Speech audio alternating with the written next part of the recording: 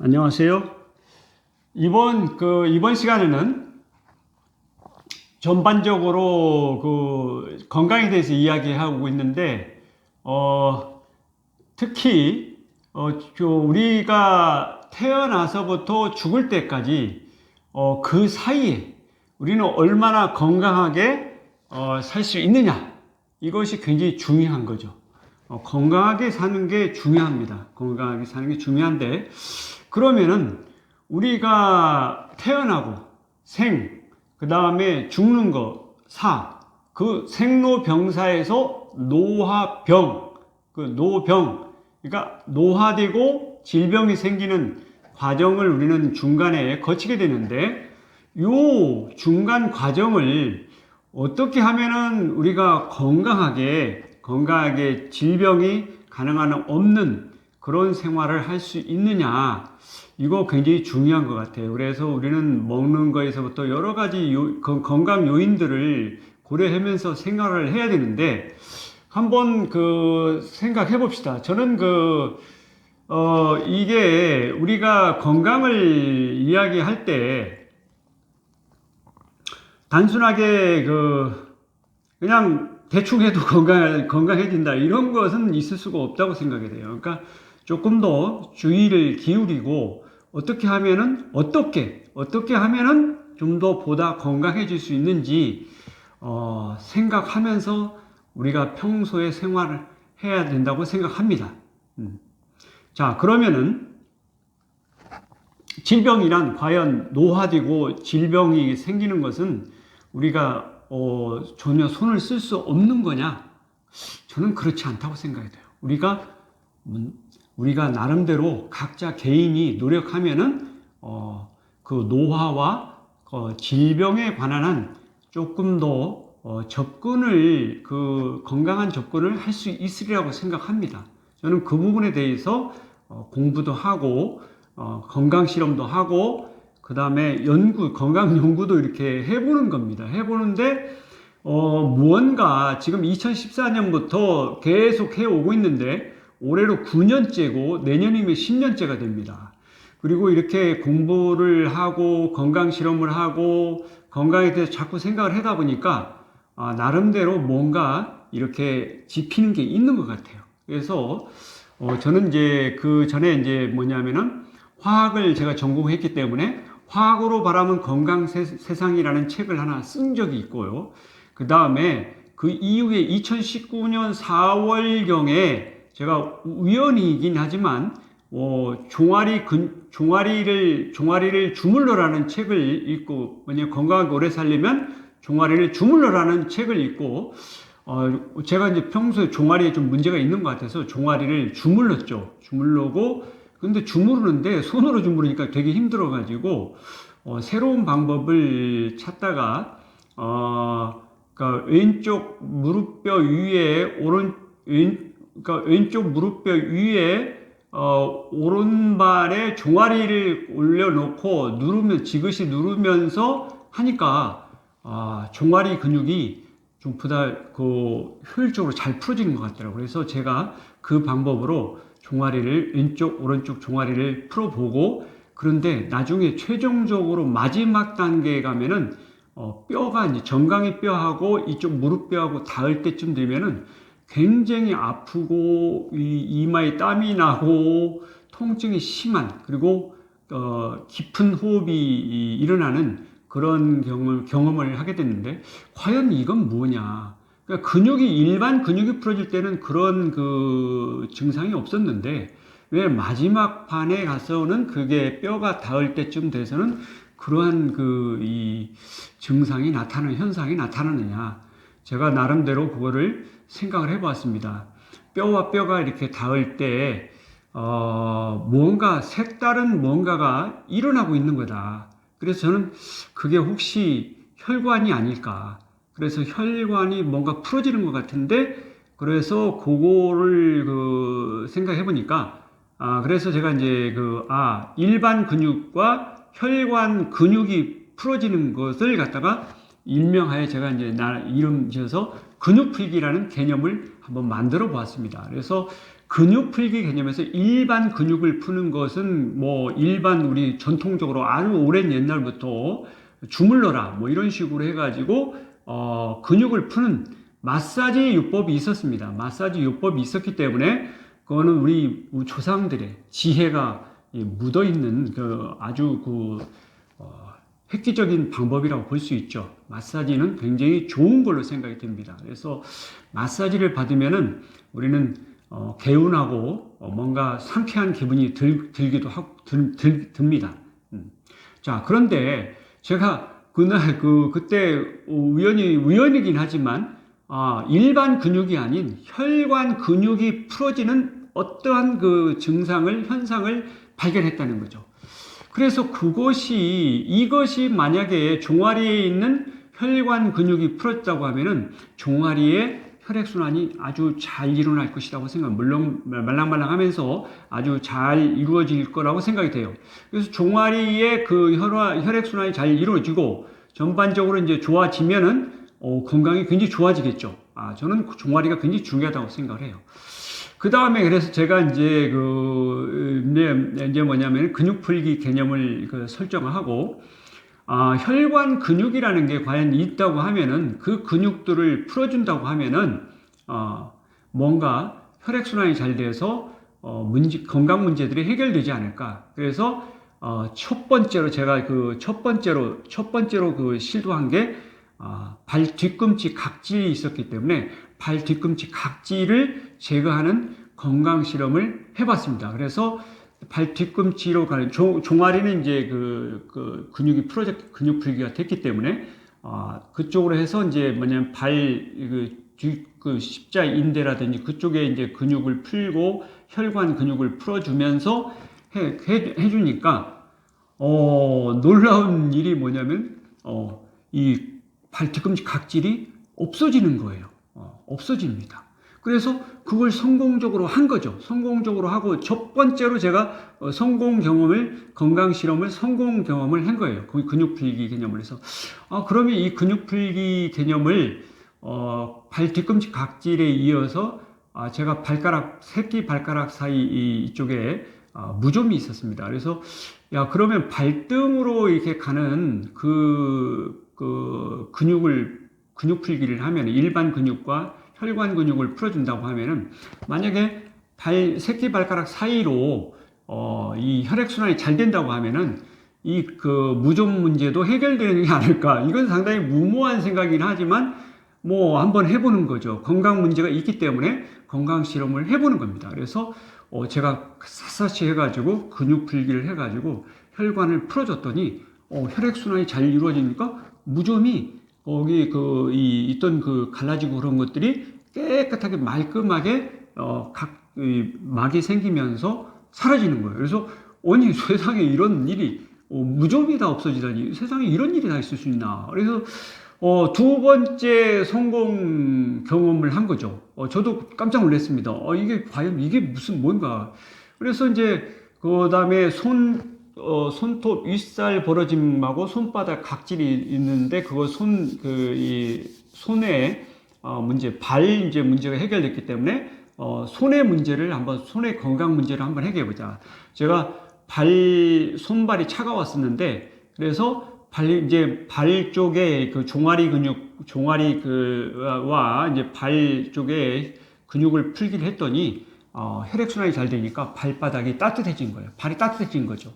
그래서 손도 차가웠는데 손에 있는 문제도 그러면 해결될 수 있는 거 해가지고 제가 했더니 여기도 지금 이제 거의 막바지에 이르렀는데 상당히 오래 걸리는 것 같아요. 손에 있는 이 손톱 윗살하고 손바닥 각질 문제 해결하는 데는 굉장히 오랜 시간이 걸린 것 같아요. 그래서 그렇지만은 거의 지금 건강 문제가 해결된 지금 현 상황에서 보면은 손바닥이 굉장히 따뜻해졌어요. 그러면은 손발이 따뜻해졌다. 이 말은 무슨 이야기냐면 건강 문제가 해결됐고 건강이 굉장히 양호해졌다 이렇게 이야기할 수 있는 거죠. 제가 그래서 뭐냐면 일반인들이 말씀하는 것처럼 수족 냉증이라는 게 있는데 저도 수족 냉증이 있었는데 어떻게 근육 풀기를 하다 보니까 발과 손에 따뜻해지는 그러니까 수족 냉증이 해결된 거죠. 그래서 놀라운 경험을 했습니다. 놀라운 경험을 하게 됐어요. 그래서 이 손과 발의 건강 문제가 해결되고 나서 그러면은 목 위쪽의 건강 문제를 한번 해결해 보자 그래가지고 그 시도를 하게 됐죠. 목 위쪽으로 이제 뭐냐면은 첫 번째 처음에는 이 양 귀 쪽을 사이로 이렇게 해가지고 혈관이 이렇게 흐르는 게 있습니다. 굉장히 아팠어요. 눌러가지고 풀고 그러면 진액도 나오고 그래서 제가 사진도 찍어 놓은 게 있는데, 그래서 양 귀로 가가지고 귀 쪽에 있는 그 근육 풀기를 다 했어요. 그때 오른쪽 귀가 뭐냐면은 귓구멍이 좁고 여기 뭉쳐 있는 근육이 많았어요. 그래서 그걸 다 풀어줬더니 이제 지금은 이제 말랑말랑해져서 건강 문제 다 해결됐는데, 어렸을 때 제가 이제 오른쪽 귀에 중이염이 자주 걸렸어요. 뭐냐면은 물이 들어가면은 물이 빠져나오질 않는 거죠. 귓구멍이 작으니까.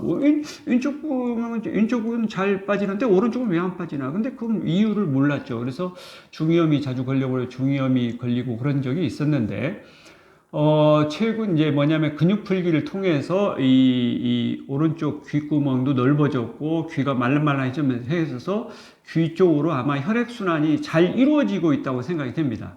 그래서 저는 그런 생각을 합니다. 이쪽에 이제 근육 풀기를 혈관 근육까지 다 풀어져서 이쪽 귀 쪽으로 혈액순환이 잘 된다고 하면은 귀 쪽으로 건강 문제가 잘 생기지 않을 거라고 저는 생각합니다. 그래서 연세가 들고 나이가 들면은 귀가 이제 청각이 안 좋아지고 그래서 귀가 안 들리고 그런 건강 문제가 생기는데, 저는 지금 뭐 아직은 귀에 문제가 없지만 앞으로도 나이가 들어가더라도 혹시 이 귀 쪽으로 혈액순환이 잘 된다고 하면은 청각의 문제는 일어나지 않을까. 그래서 소리를 듣는 것은 문제가 없지 않을까. 그런 나름대로 추측은 해봅니다. 그건 이제 가봐야 아는 거죠. 그냥 제가 추측을 해보는 건데 과연 그럴지는 모르겠어요. 근데 기대는 해봅니다. 건강이 많이 좋아지었고 그래서 귀 쪽에 문제가 더 이상 생기지 않을까 그런 생각을 해봅니다. 그 이후로 이제 제가 눈 쪽, 코, 입 쪽으로 이제 얼굴 전반적으로 얼굴에 이제 뭐냐면은 눌러가면서 혈관 근육 풀기도 하고 그러면서 건강 문제들을 해결해 왔습니다. 그래서 눈, 코, 입, 귀 네 가지 아주 중요한 우리 기관이 얼굴에 있죠. 그렇습니다.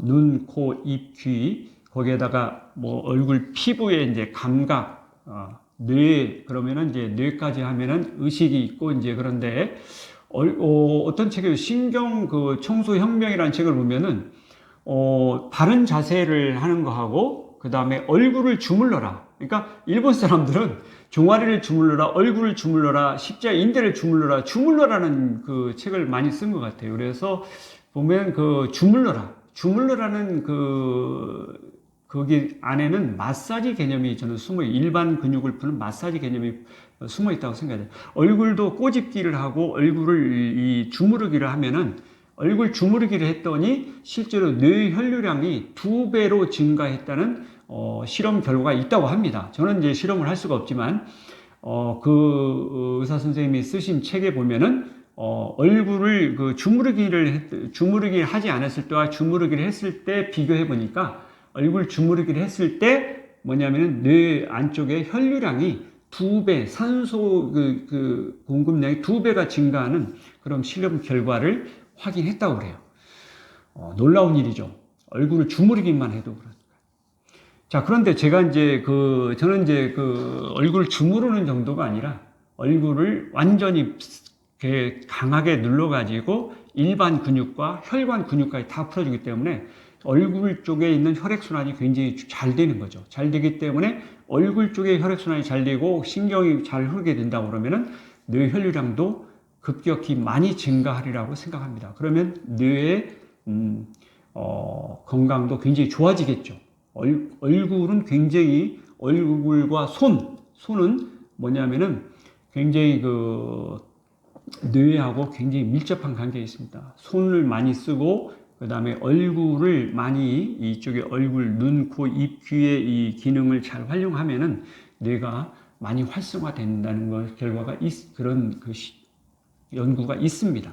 그러니까 굉장히 저는 얼굴을 지금 이제 마지막 여기 여러분들이 제가 이제 4주 전에 여기 이제 여기 왼쪽 이마에 켈로이드가 생겨가지고 4주 동안 꾸준히 제가 여기를 누르고 해가지고 혈관 근육 풀기를 여기 이 피부 아래쪽에 있는 혈관 근육이 있습니다. 혈관 근육이 있습니다. 그 근육 풀기를 하고 그 다음에 진피 쪽에 있는 근육 혈관 근육을 풀어주니까 이게 이제 물집도 좀 적게 생기고 그러면서 지금은 굉장히 4주가 지났는데 굉장히 제가 느끼는 바로는 굉장히 좋아졌어요. 그래서 켈로이드 문제, 건강 문제가 마지막 14번째 제가 지금 건강 실험을 12개를 마쳤고 13번째 코에 그거 했고 그다음에 14번째 켈로이드의 건강 문제를 지금 건강 실험을 하고 있는데 14번째 건강 실험도 성공적으로 잘 진행되고 있는 것 같아요.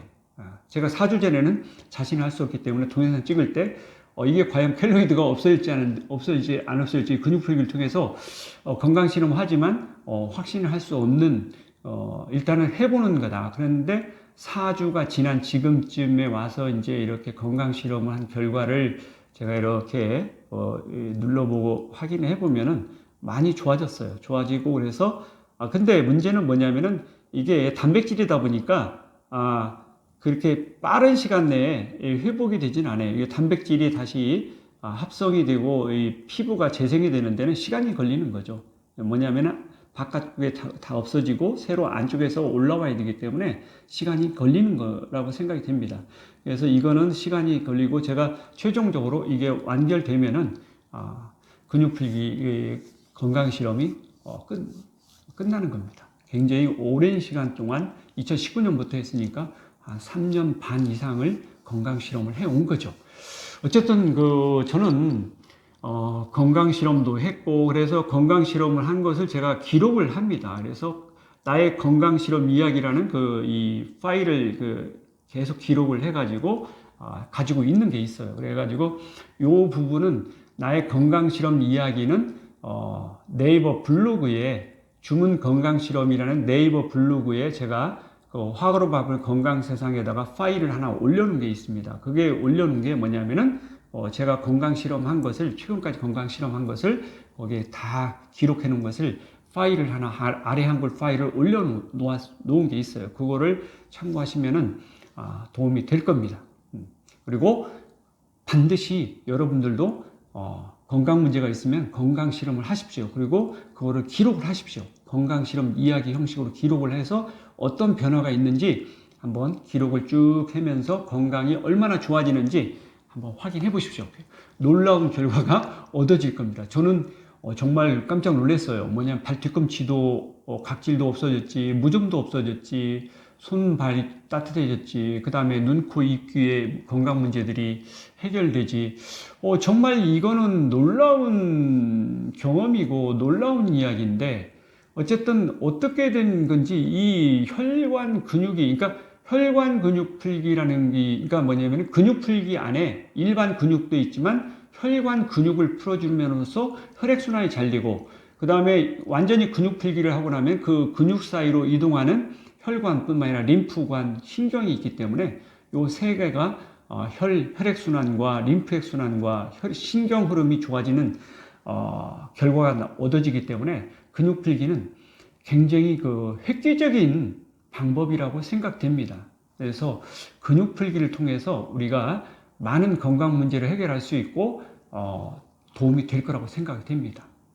그렇습니다. 하여튼 저는 지금 얼굴 쪽에도 눈, 코, 입, 귀에 이런 건강 문제가 많이 해결됐고 굉장히 좋아졌어요. 좋아졌고 거기에다가 부수적으로 얼굴에 이 근육 풀기를 다 하고 나니까 혈액순환이 좋아지니까 피부에 뭐냐면은 모세혈관 쪽에 혈액이 잘 오니까 수분도 촉촉하게 피부에 있어서 부수적인 효과이긴 하지만 스킨과 로션을 바르지 않고도 지금 요즘은 안 바릅니다. 안 바른 지금 상당히 오래 되는데 피부가 촉촉하게 유지가 돼요. 왜 그러냐면은 혈액순환이 돼가지고 여러분들 아기라든지 청소년 시기에 스킨이나 로션을 잘 바르나요? 안 바르죠. 안 바르고도 피부가 굉장히 수분이 촉촉하게 있습니다. 왜 그럴까요? 혈액순환이 잘 되기 때문에 그렇다고 생각이 듭니다. 그런데 나이가 들어가면서 혈액순환이 안 되니까 피부에 수분이 부족해지는 거예요. 부족해지다 보니까 우리가 외부적으로 스킨이나 로션을 발라서 수분을 좀 유지시켜주는 효과를 얻을 수 있는데, 어쨌든 중요한 것은 뭐냐면 혈액순환을 좋게 한다 그러면은 피부에도 수분이 충분히 잘 공급이 될 수 있다는 간접적인 효과를 얻을 수 있다는 거예요. 그것이 제가 얼굴에서 확인한 결과입니다. 그렇습니다. 자, 이것이 이제 제가 건강 실험을 하는 지금 근육 풀기를 통해서 하는 것을 여러분에게 설명을 드렸고, 오늘은 그런 이야기를 하고 싶어요. 뭐냐면은 우리가 노화되고 저번 시간에는 노화되는 이제 그 관계된 것을 제가 이제 네이버 블로그에 노화 속도를 조절하는 몇 가지 생각할 수 있는 요인들을 글로 써서 올렸습니다. 저번 주에 올렸는데, 자, 이거는 뭐냐면은 노화가 되고 질병이 생기는 이 관계를 어떻게 우리는 조절할 수 있느냐. 노화 속도를 가능한 줄이는 게 우리는 오래오래 장수할 수 있는 방법이라고 생각이 돼요. 그러니까 노화 속도를 늦추자. 요거는 굉장히 중요한 거죠. 노화 속도를 늦추려고 하면은 어떤 방법들을 우리는 사용해야 되느냐.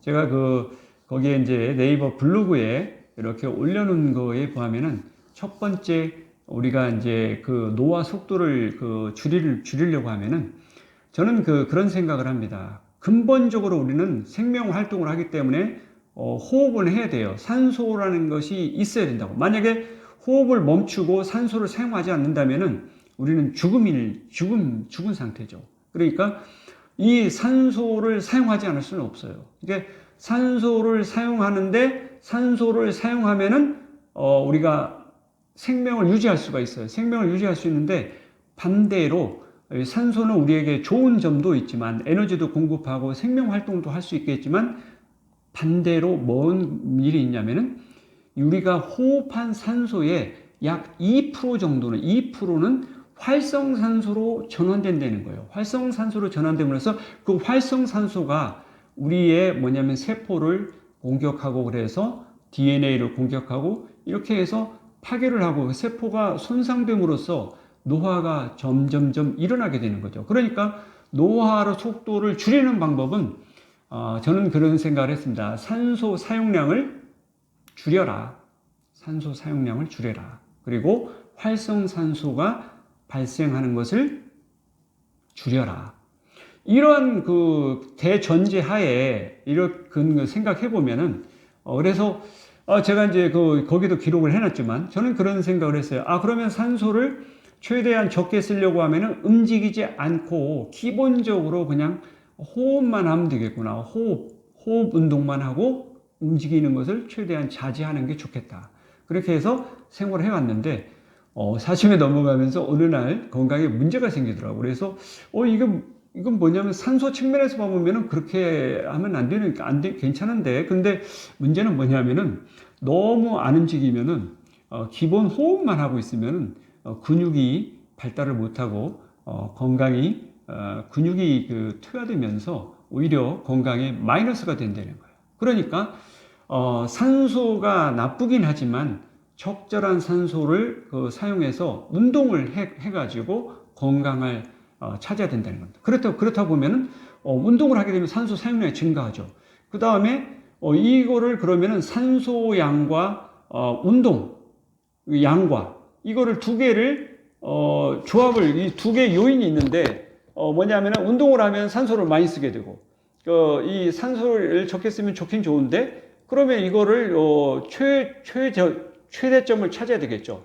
어느 점을 찾아야 되느냐. 산소도 쓰면서 운동도 하고, 그래서 두 개 요인이 최대가 되는 그 지점을 찾아야 되겠죠. 근데 정확히 찾는 건 어려울 거예요. 그래서 제가 나름대로 생각한 게 뭐냐면은, 중강도 정도의 운동을, 그러니까 너무 심한 운동, 격렬한 운동이 아닌 적당한 운동을 통해서 한다고 그러면 산소 양을 사용하면서 두 개의 효과를 최대화 시킬 수 있지 않느냐, 그런 생각을 해봅니다. 그래서 저는 그 이후로, 문제가 생긴 이후로 운동을 좀 하기 시작했어요.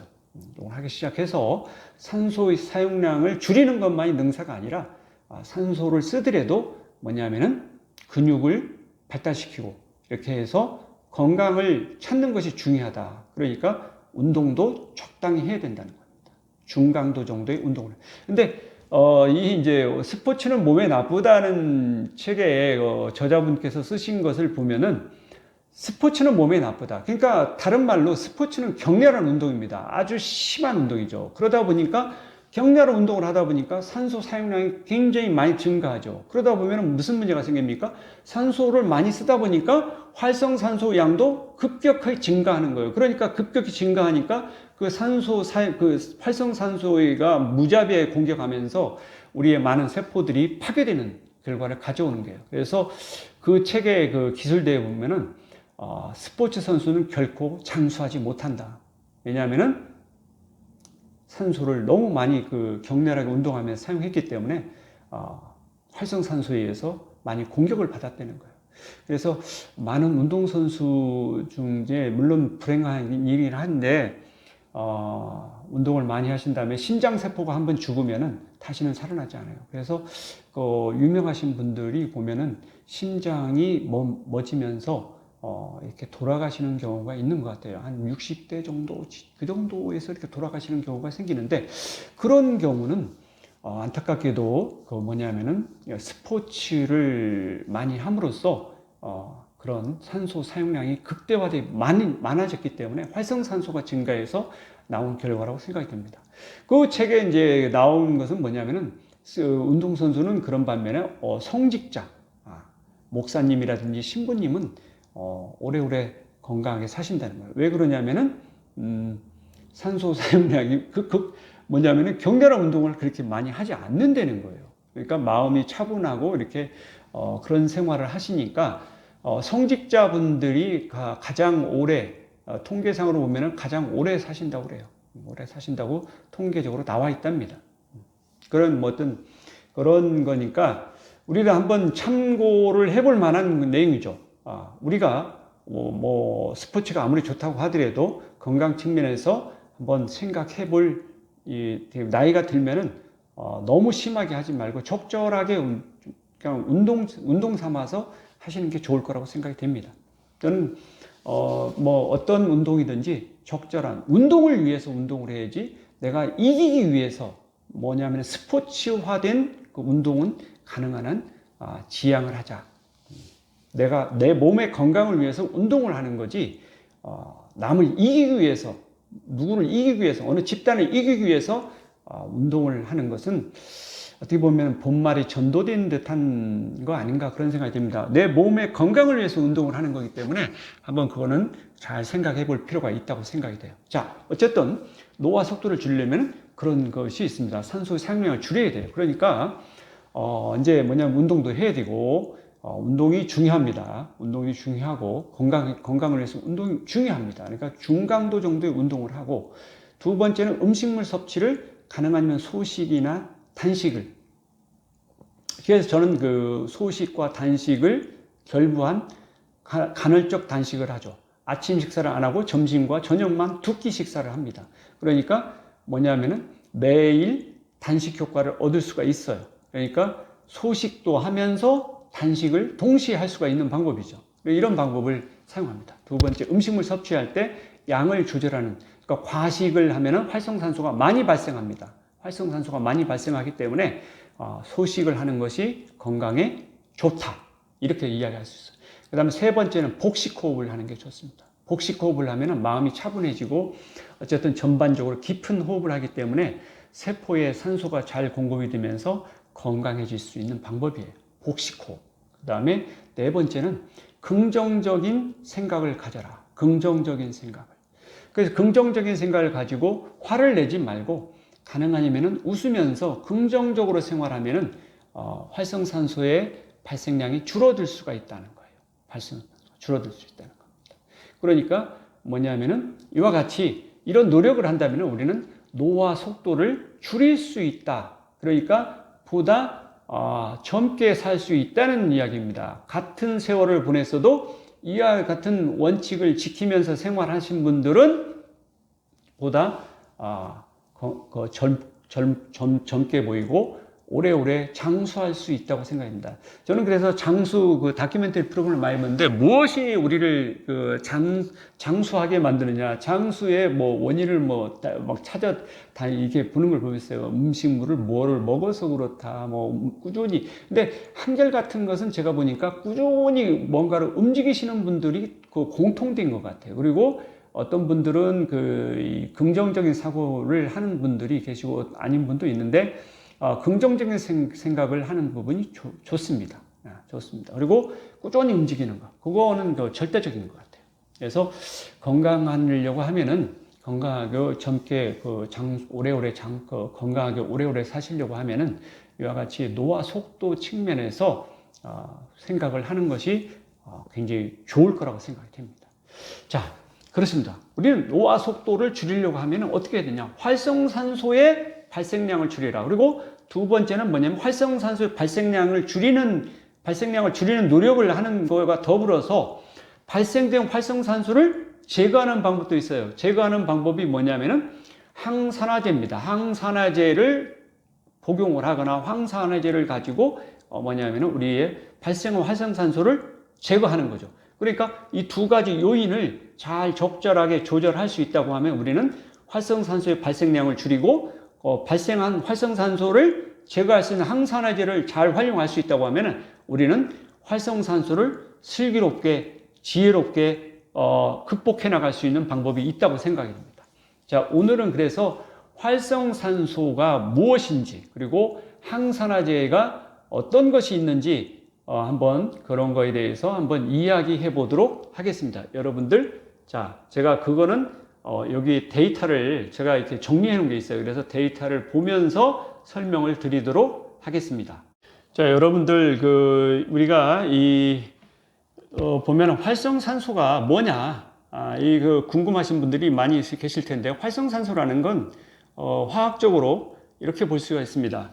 우리가 산소가 이렇게 있습니다. O2가 산소고, O2에 전자가 하나 들어오게 되면은, O2가 어디에서 전자를 받느냐? 이거는 보통 공기 중에서는 이런 일이 있을 수 없고, 이 O2 산소가 어디에 들어가면 되냐? 미토콘드리아에 들어가면 미토콘드리아에서 전자 전달계가 있는데 거기에서 전자를 받아요. 전자를 받으면은 하나를 받게 되면 슈퍼 옥사이드가 됩니다. O2-가 되는 거죠. 이런 식의 이런 상태로 두면은 여기에다가 H+가 이쪽에 붙게 돼요. 그리고 전자 하나 들어오면 이쪽에 전자가 또 들어와서 마이너스가 되죠. 그러면 H+가 들어가서 이렇게 과산화수소가 H2O2의 과산화수소가 돼요. 과산화수소가 뭐냐면 하이드록시 라디칼로 이 HO 이 전자 하나 있는 이게 라디칼이라고 하죠. 전자가 하나만 있는, 그러니까 전자가 하나가 있는 게 이제 거의 결국에 활성산소라는 건 뭐냐면은 이렇게 전자가 홀로 존재하는 전자가 하나 존재할 때 우리는 라디칼이라고 합니다. 라디칼이라고 하고 이것도 라디칼이고 슈퍼옥사이드도 라디칼이 되는 거죠. 라디칼이. 그래서 여기에 전자가 들어오게 되면 전자가 또 들어와서 이렇게 마이너스가 되고 저 H+를 받아서 물로, 그러니까 산소와 결국에 물이 두 개의 물 분자가 나오는 거죠. 이와 같이 우리 미토콘드리아 안에서 뭐냐면은 산소가 물로 전환되는 과정이 있는데 이 과정에서 어떤 게 있으냐면 슈퍼옥사이드가 생기고 하이드록시 라디칼이 생성될 수 있다는 거예요. 그런데 이것이 미토콘드리아에서 빠져나와서 돌아다니게 되면은 이게 이제 물론 정확히 해서는 나오면 안 되는데 미토콘드리아에서 약 2% 정도의 이 라디칼들이 활성산소들이 나와서 돌아다닌다고 그래요. 그래서 세포 주위에는 이와 같은 활성산소를 제거할 수 있는 그러한 효소들이 있어요.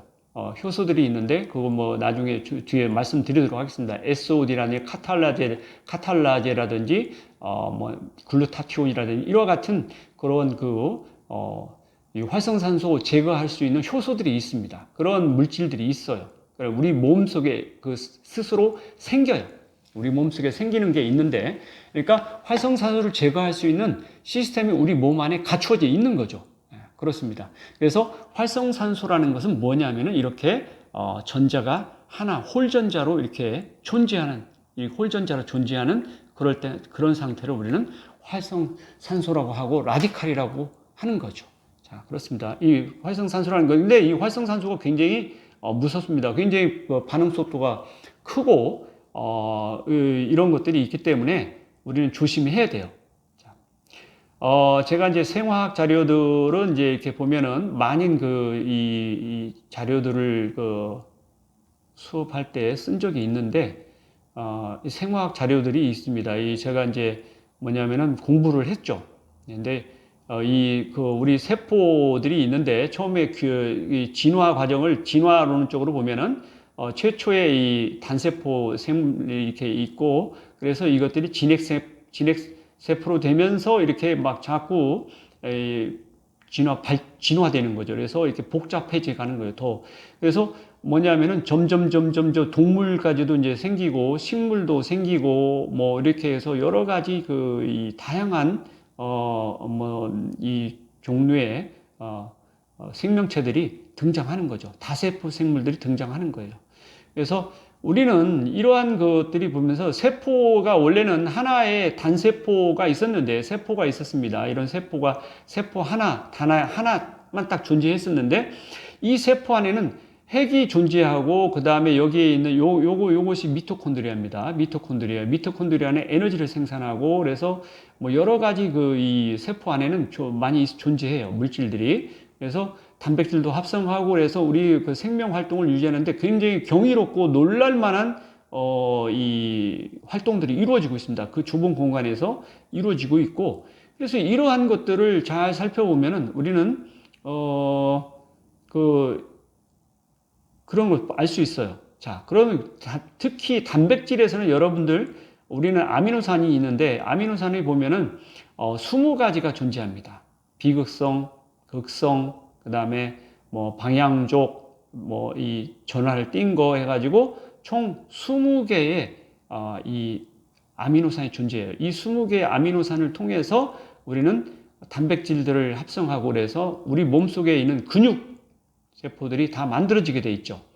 그렇습니다. 이런 식으로 해서 우리 몸속에서 다양한 화학 반응이 일어나 가지고 우리 몸을 구성하는 거예요. 그래서 이 굉장히 유익한 일들이 많이 일어나는 거죠. 그리고 뭐냐면 세로토닌도 만들고 아드레날린도 만들어지고 다양한 것들이 만들어집니다. 그래서 우리 생명 활동을 영위하는데 정말 저는 공부를 하고 이 생화학을 공부하고 이 생명 활동을 공부하고 나서 이런 놀라운 일들이 내 몸 안에서 일어나고 있다는 것을 평소에는 몰랐는데 공부하고 나니까 알게 됐어요. 그래서 감사한 마음이 떠오르는 거죠. 굉장히 감사한 마음이 떠오릅니다. 그래서 이 아미노산이 결합되면은 이와 같이 쭉 연결이 됩니다. 아미노산이 쭉 연결되면 단백질이 되는 거죠.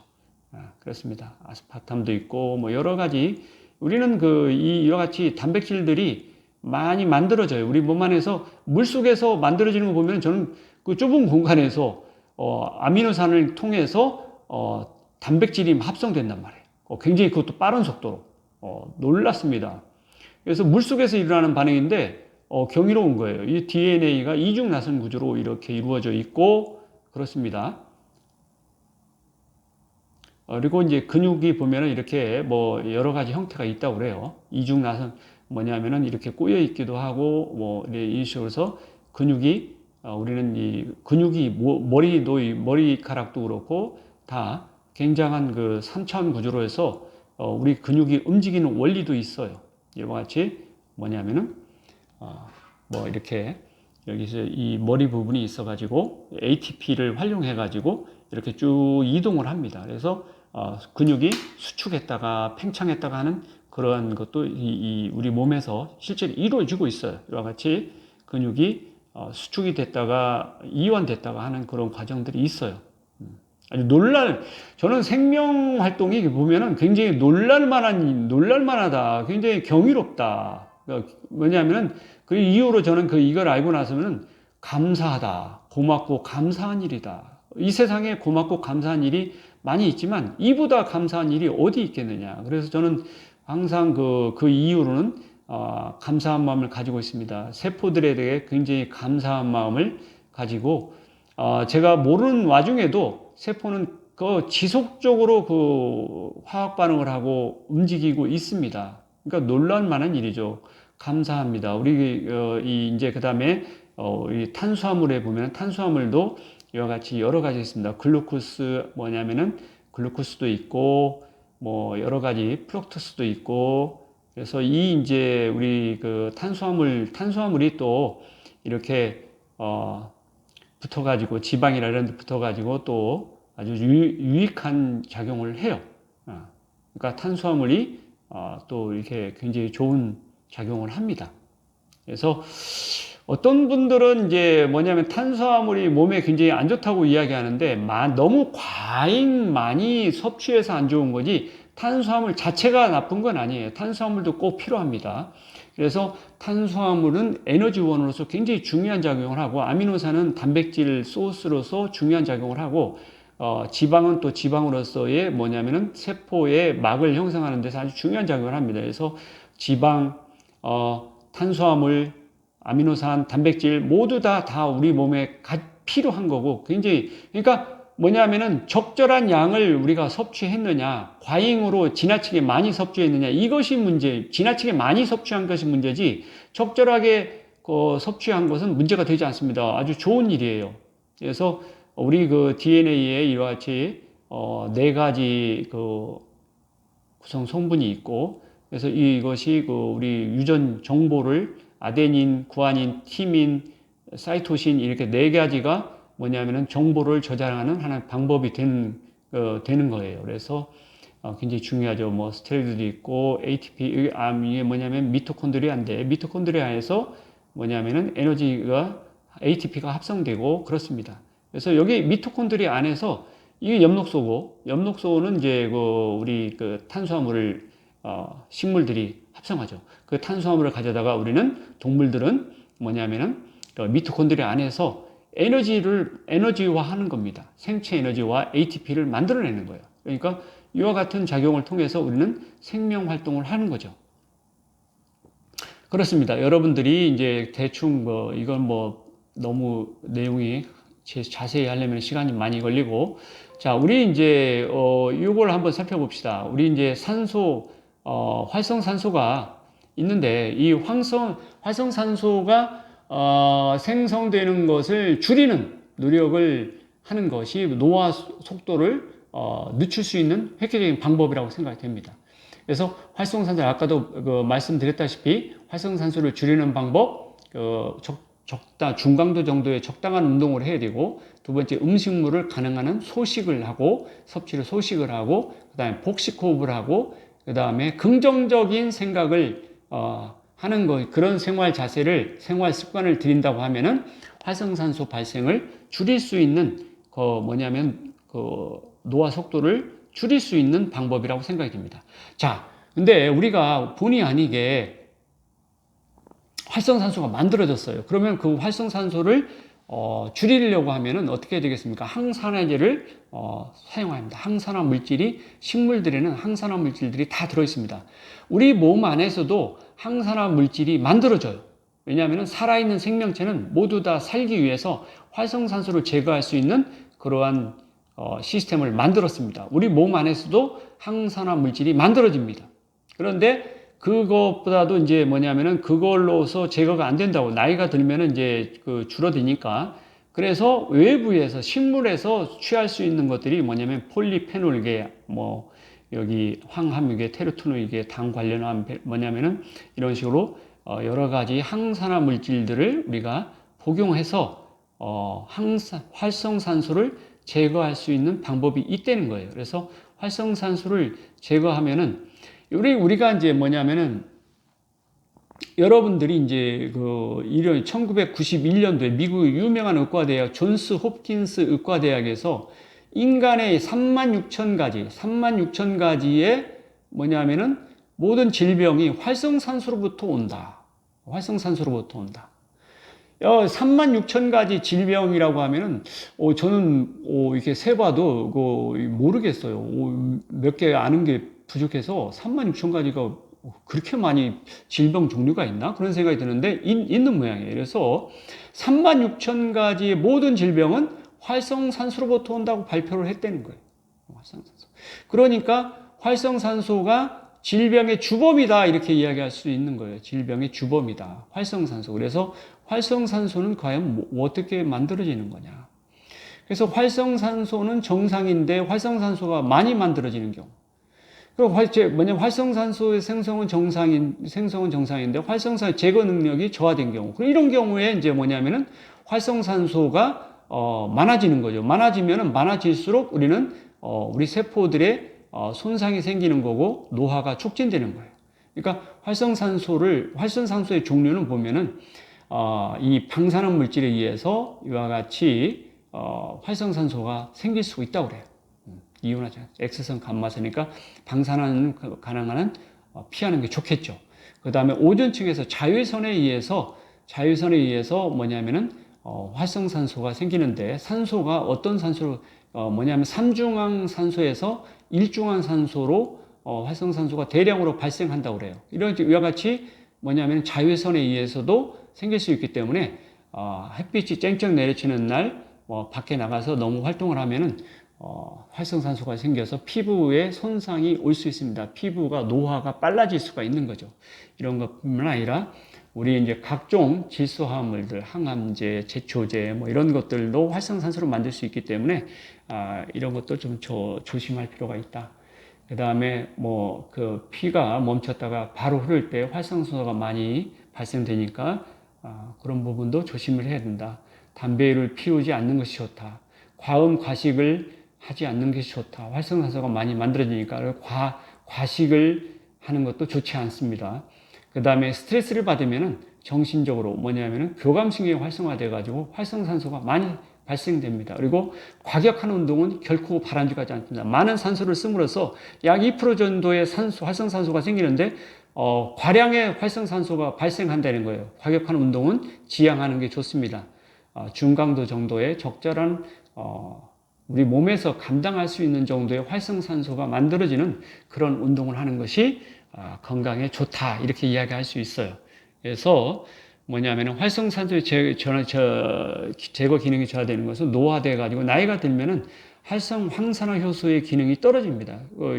떨어져요. 그래서 그 다음에 우리는 가능한 한 육식을 좀 줄이는 것이 좋습니다. 육식을 줄이고 채식이나 과일을 먹는 것이 좋다는 연구 결과들이 있어요. 오메가3도 좋고 그렇습니다. 여러분들이 이제 근데 이제 우리가 보면은 여러분들이 우리 이제 많은 식품 중에 항산화 물질 들어있어요. 강황이라고 인도에 이제 뭐냐면 우리 이제 일본 사람들이 이 강황을 카레를 만들었는데 카레에는 일본 사람들이 만든 거 강황, 로즈마리 뭐 여러 가지 한 20여 가지를 섞어서 혼합된 그런 형태가 카레입니다.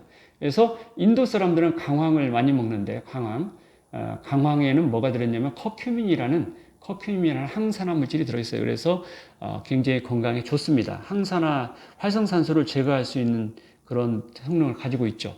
그 이외에도 강황뿐만 아니라 뭐냐면은 파프리카에도 이 여러 가지의 뭐냐면은 초록색, 주황색, 노란색, 빨간색 여기에 이런 항산화제가 들어있기 때문에 파프리카가 굉장히 건강에 좋다고 그래요.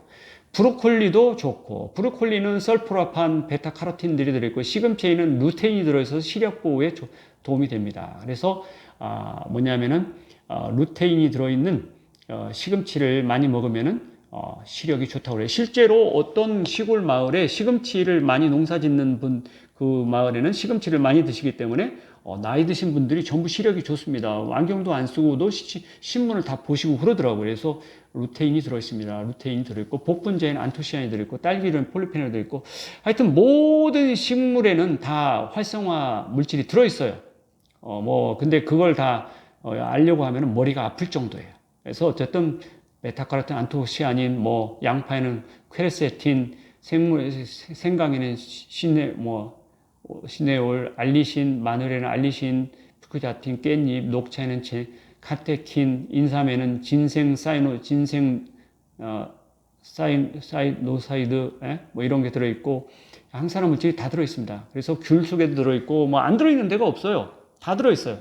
포도에 들어있고, 토마토에 들어있고, 사과에도 들어있고, 노니에도 들어있고, 노니에는 제로닌이라는 것이 들어있고, 콩에도 들어있고, 청국장에 들어있고, 다 들어있어요. 그러니까, 어쨌든 여러분들이 이걸 다 기억하면서 먹으려고 하면 머리가 아플 거예요. 그러니까 모든 우리 먹는 음식물에는 좋은 유익한 항산화 물질이 들어있기 때문에 감사한 마음으로 골고루 많이 적자 이렇게 드시는 것이 좋습니다. 그렇습니다. 우리는 이와 같이 항산화 물질이 있는데 암이 걸리신 분들은 이 억제 생강 암이 걸렸을 때는 특히 이제 우리가 신경 써서 이 먹는 것을 신경을 써야 되겠죠. 건강할 때는 그렇게 우리가 그냥 골고루 아무거나 잘 먹으면 되지만 암이 걸리고 심각한 상태에 있을 때는 좀 더 효율적으로 암을 제거할 수 있는 생강, 마늘, 토마토, 양배추, 시금치 이와 같은 것을 먹어주면은 우리가 좀 더 효율적으로 암을 이겨낼 수 있다는 거예요. 이겨낼 수 있다는 겁니다. 그렇습니다. 이 카큐민, 고구마, 여러 가지 폐암 환자, 이렇게 극복한, 이게 어떤 것을 먹고 극복했다고 그러는데, 사실은 이 암을 극복하는 데는, 이런 먹는 것만 가지고 되는 것도 아니고, 운동도 중요하고, 그 다음에 정신적인, 긍정적인 생각을 하는 것도 영향을 미칠 수 있고, 여러 가지 요인이 깔려 있기 때문에, 음식물만 가지고 이야기하기는 그렇습니다. 그렇습니다. 하여튼, 우리는 이와 같이 많은, 항산화 물질들을 먹음으로써, 활성산소를 제거할 수 있어요. 제거함으로써 건강을, 추구할 수 있는 거죠. 건강을 추구할 수 있어요. 비타민도 종류가 많이 있습니다. 비타민 종류가 많이 있고, 비타민은 감에도 많이 들어있고, 잎에도 들어있고, 여러 가지 들어있는데, 우리는 들어있는 그것을 다 보면은, 우리가 이제, 여러분들이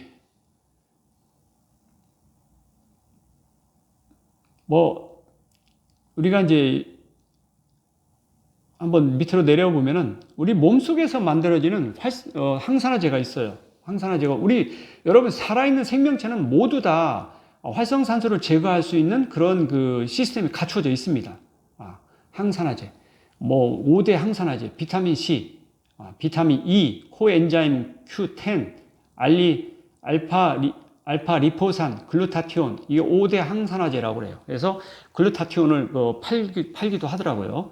그래서 우리 몸이 가지고 있는 항산화 물질을 보면 SOD, 슈퍼옥시데이스라고 해가지고 슈퍼옥사이드 있죠. 아까 슈퍼옥사이드를 제거할 수 있는 슈퍼옥시데이스라는 효소가 있습니다. 이 효소가 활성산소를 제거할 수 있어요. 그 다음에 글루타티온이라는 물질이 또 우리 몸에서 만들어져서 활성산소를 제거하는데 활용됩니다. 글루타티온. 그래서 그 다음에 카탈라제도 있어요. 우리 몸 안에서 만들어지는 카탈라제가 있어요. 카탈라제는 과산화수소의 형태에 있는 그것을 갖다가 물로 효율적으로 전환시키는 그런 효소예요. 그래서 활성산소를 줄이는 그런 효과를 가져옵니다. 글루타티온, 과산화수소, 그 다음에 요산, 이런 것들이 코엔자임 Q10도 우리 몸 안에서 만들어지는데 이것도 활성산소를 제거할 수 있다고 그래요. 같이 우리는 뭐냐면 우리 몸 안에서 40 이전에는 젊었을 때는 이와 같은 항산화 물질들이 잘 만들어져서 조금 격렬한 운동을 해도 활성산소를 제거할 수 있기 때문에 좀 심한 운동을 해도 젊었을 때는 괜찮아요. 근데 40이 넘어가면은 이 항산화 물질이 50% 이상으로 확 줄어든다고 그래요. 그러니까 젊었을 때 젊은이들처럼 그 막 격렬한 운동을 하게 되면은 활성산소는 많이 있는데 활성산소를 제거할 수 있는 물질은 적단 말이에요. 50% 이상 이런 줄어들었기 때문에 활성산소가 제거가 안 되면은 그 나머지 잉여 활성산소가 돌아다니면서 우리 세포를 파괴하고 공격하고 그래서 우리가 노화를 촉진시키는 거예요. 그래서 질병이 생길 수 있는 거죠. 안 좋아지는 거예요. 그러니까 40이 넘어가면은 운동에 조절할 필요가 있습니다. 강도를 조절할 필요가 있어요. 뭐냐면 지나친 격렬한 운동을 자제할 필요가 있다는 거예요. 자제하고 뭐냐면은 자기 자신을 돌아볼 필요가 있어요. 이제는 더 옛날처럼 그렇게 막 살면 되는 게 아니죠. 그래서 우리는 이와 같이 활성산소의 발생을 줄이는 노력을 하고, 그 다음에 활성산소를 제거할 수 있는 우리 몸속에 있는 항산화 물질들이 있고, 그거 만약 우리 몸에서 이제 나이가 들어가면은 그 양이 줄어들기 때문에, 그러면은 외부에서 음식물이나 다른 걸로부터 항산화 물질이 들어있는 것을 섭취해서 활성산소를 제거할 수 있는 노력을 기울여야 건강하게 살 수 있다는 거예요. 그래서 어쨌든 뭐냐면 우리는 두 가지 활성산소 발생을 줄이는 노력과 그 다음에 발생된 활성산소를 어떻게 효율적으로 항산화 물질을 가지고 제거할 수 있느냐, 이 두 가지 요인을 잘 고려를 해가지고 생활한다면 우리는 건강하게 오래오래 장수할 수 있을 거라고 생각이 됩니다. 여러분 모두 다 이와 같이 노력을 해서 우리가 건강 공부를 하고 건강에 대해서 좀 알고 그 건강에 대해서 대비를 하는 노력을 모르는 것보다는 알고 행동하는 것이 우리는 좋습니다. 모르는 무지가 문제예요. 무지가 문제지. 그러니까 알려고 노력을 해야 돼요. 배워야 됩니다. 건강도 배워서 알아야 되는 거죠. 그래서 건강도 좀 신경을 써서 배우고 노력을 하십시오. 그래서 그리고 그걸 갖다가 실천을 하십시오. 실천을 하면은 건강한 삶을 살 수 있습니다. 장수 프로그램에 보면은 나오시는 분들이 나는 왜 오래 사는지 모르겠다 이런 말씀을 하세요. 모르고도 어떻게 해서 오래 살았다. 운이 좋은 거죠. 운이 좋은 건데 운의 운명을 맡긴 것도 뭐 방법이 될 수 있겠지만 우리의 소중한 생명을 운에 맡기기는 좀 그렇죠. 그러니까 좀 더 우리가 건강을 공부를 해서 배워서 알고 이 건강 지식을 토대로 해서 실천을 해서 건강하게 사는 것이 좀 더 바람직하다고 생각합니다. 그래서 여러분들이 모두 다 활성산소에 대해서 관심을 가지기를 부탁드립니다. 자, 그리고 마지막으로 제가 동영상에서 본 건데 동영상에서